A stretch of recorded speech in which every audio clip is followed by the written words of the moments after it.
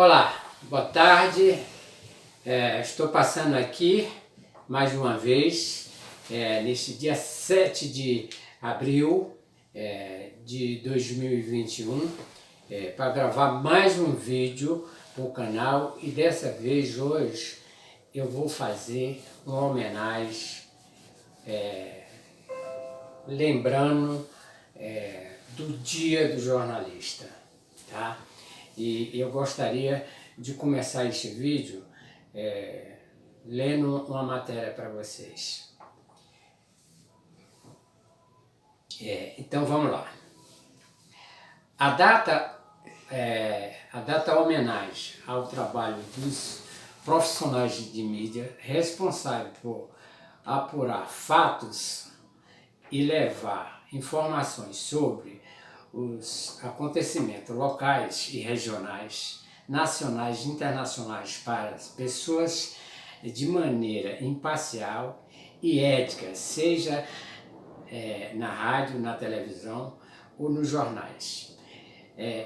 Expresso, o jornalista deve sempre trabalhar tendo como base a imparcialidade e fonte de informações confiável. Origem do Dia do Jornalista. No Dia do Jornalista foi criado pela Associação Brasileira de Imprensa, ABI, com uma homenagem a Giovanni Battista Libe Badaró, importante profissional na luta pelo fim da monarquia portuguesa e independência do Brasil.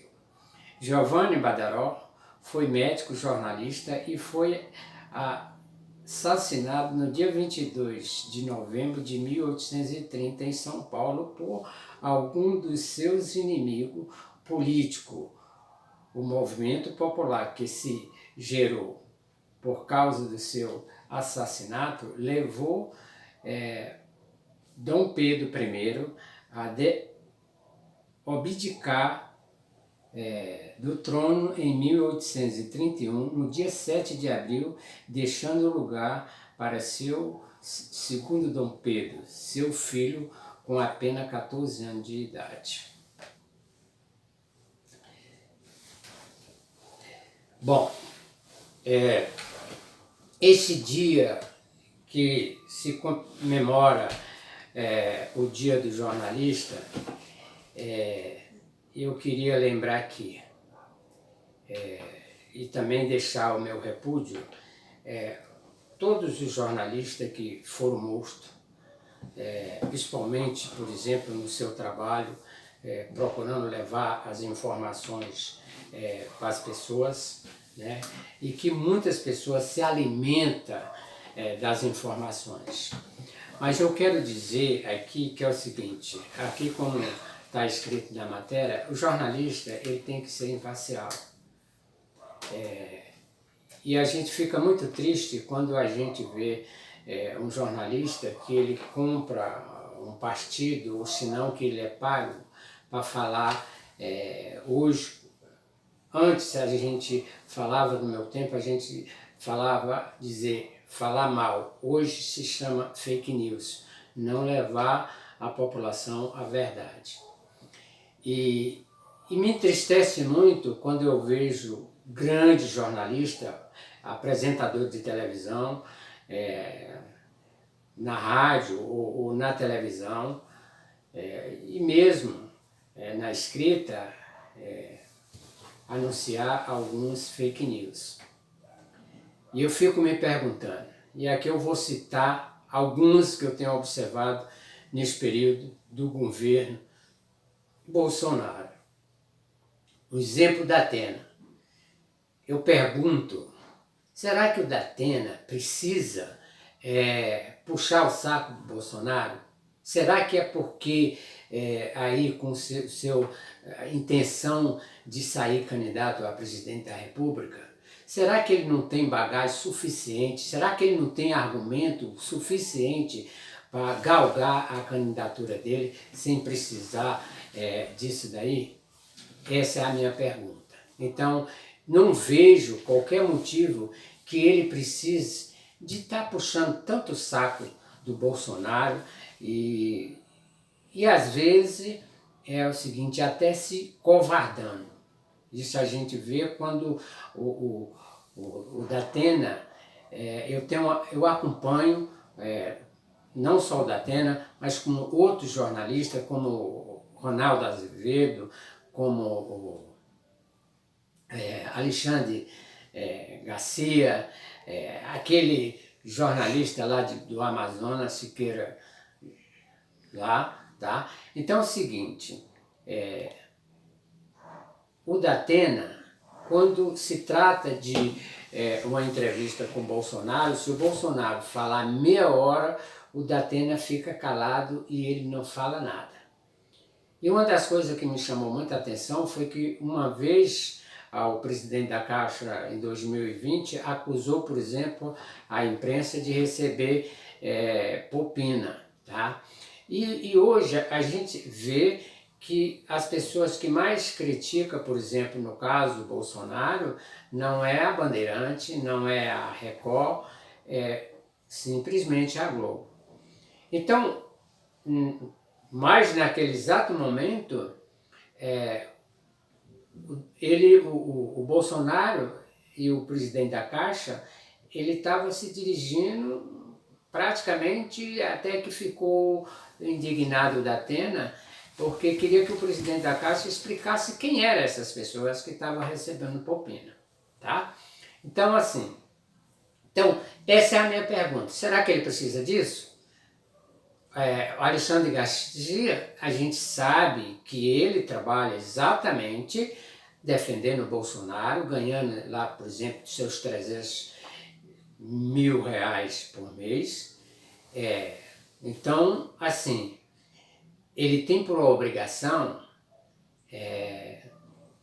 defender a ignorância, as burrices do Bolsonaro.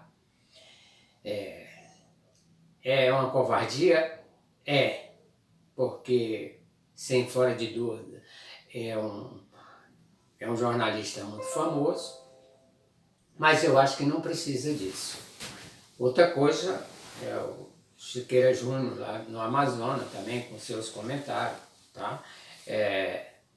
Então, é o seguinte, também é outro que puxa o saco do Bolsonaro. Vem aí o Luciano Huck como apresentador, aí com suas pretensões de sair presidente candidato da República, também apoiando alguns projetos do Bolsonaro, mesmo ali querendo sair candidato, mas é o seguinte, não vejo defender a imprensa quando são criticados. E o que me entristece também mais, eu também conheço outro jornalista que ele bate no peito, eu sou jornalista, então como se ele fosse mais do que todo mundo, é um camarada na cidade de Sobral chamado Luciano Creve. Esse cara tem um programa na Rádio Paraíso, ele começa às 7 horas da manhã e vai até às 8 horas.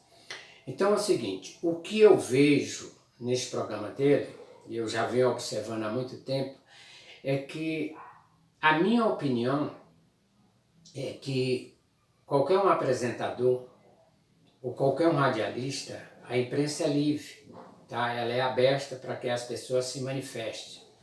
Então ele nunca deve se aproveitar do outro lado que ele está, no microfone, e às vezes chamar uma pessoa de burro, quando essa pessoa às vezes não concorda com a opinião dele.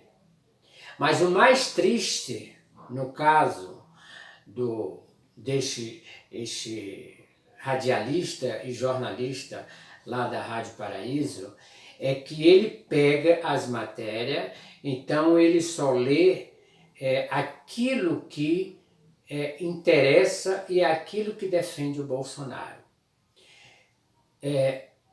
Gente, eu sou de uma opinião que o jornalista ele tem que ir na fonte, ele tem que dar a notícia não pela metade, só aquilo que certifica ele, ou se não o patrão dele, que contrata ele para ser, olha, tu só vai dar essa notícia, essa daqui não interessa. Eu acho isso de uma grande covardia. Isso, por exemplo, envergonha a classe do jornalista, tá? E eu estou dizendo isso porque eu observo todos os comentários, eu observo todos os programas, inclusive lá nessa cidade de Sobral. Eu tenho vários jornalistas que são amigo meu, que eu conheço há mais de 30 anos. Eu não vou citar o nome deles aqui, mas eu conheço. E mesmo trocando de rádio, tá, eles abrem o espaço para qualquer pessoa que queira se manifestar e deixar lá a sua opinião. Não é o caso do Luciano Creve. E eu estou citando o nome dele porque é muito nojento, tá? É muito nojento, por exemplo, se apoiar neste momento que a gente está de pandemia, chegando aí, por exemplo, aproximadamente, com certeza, quase 5.000 mortes nesse período, e as pessoas esconder, e todo dia, para você ter uma ideia, ser contra quando a imprensa, quando a televisão, quando o jornal anuncia a quantidade de mortes que está acontecendo no país. E segundo, ele pegar, dar uma notícia falsa, que nem ele, recentemente eu assisti ele falando, que a cidade de Chapecó, ela é contra o lockdown, e é o seguinte, e que o prefeito da cidade usou o tratamento precoce. É mentira, é mentira. Hoje nós temos aqui a cidade de Araraquara, no estado de São Paulo também, que aderiu fazer um lockdown como um exemplo, e é o seguinte, as mortes estão praticamente zeradas. E os grandes cientistas, gente, é o seguinte, estão aí todo dia falando sobre o que a gente tem que fazer. E eu tenho um grande respeito também com meus colegas jornalistas, tá? Sei que são pessoas muito inteligentes, pessoas que estudaram bastante. Eu digo isso porque eu tenho estudado bastante, eu estudei bastante, continuo estudando para chegar aonde eu cheguei. Então, eu tenho o meu respeito por todos esses profissionais, mas também tenho um respeito pelos os cientistas, já está dizendo, cientista. Nós temos obrigação de levar a notícia verdadeira, a notícia correta, aquilo que é verdade, para aquelas pessoas que se alimentam da notícia e às vezes até passa para outras pessoas. Alguém fica muito satisfeito quando fala um para o outro, tu viu, eu escutei no rádio, eu escutei na televisão, isso, aquilo, outro, e as pessoas dizem, não, e aí através daquela outra pessoa, ela vai atrás dessa notícia. Bom, só quero dizer que assim como o jornalista tem a obrigação de levar a notícia para todos os seus ouvintes,